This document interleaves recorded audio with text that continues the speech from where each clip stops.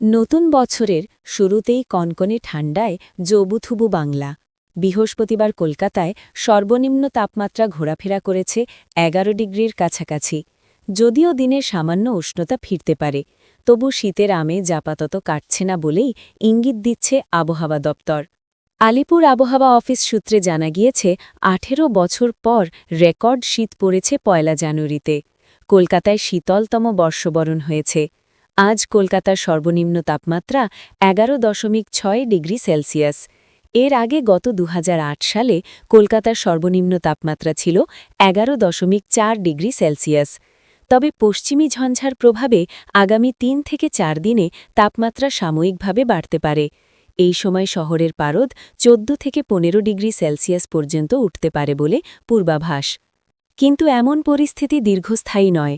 আবহাওয়াবিদদের মতে ৫ জানুয়ারি থেকে ফের বদলাতে শুরু করবে পরিস্থিতি।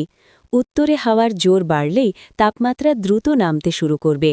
জানুয়ারির দ্বিতীয় সপ্তাহে অর্থাৎ ৫ থেকে ১২ জানুয়ারির মধ্যে রাজ্যের প্রায় সব জেলাতেই ফের জাঁকিয়ে শীত পড়ার সম্ভাবনা রয়েছে।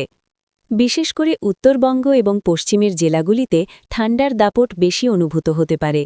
দার্জিলিংয়ে তুষারপাত ও হালকা বৃষ্টির সতর্কতা রয়েছে। এছাড়া আলিপুরদুয়ার, জলপাইগুড়ি, কালিম্পংয়েও বৃষ্টি হতে পারে। পাশাপাশি সব জেলাতেই ঘন কুয়াশার আস্তরণ থাকবে। তার ফলে দৃশ্যমানতা নামতে পারে ৫০ থেকে ১৯৯ মিটার। বুধবার শহর কলকাতা দেখেছে চলতি মরশুমের শীতলতম সকাল। ভোরের দিকে সর্বনিম্ন তাপমাত্রা নেমে আসে ১১ ডিগ্রি সেলসিয়াসে, যা স্বাভাবিকের থেকে প্রায় ৩ ডিগ্রি কম। একদিনের ব্যবধানে পারদ প্রায় ১.৫ ডিগ্রি নামায় শীতের কামড় আরও তীব্র হয়েছে।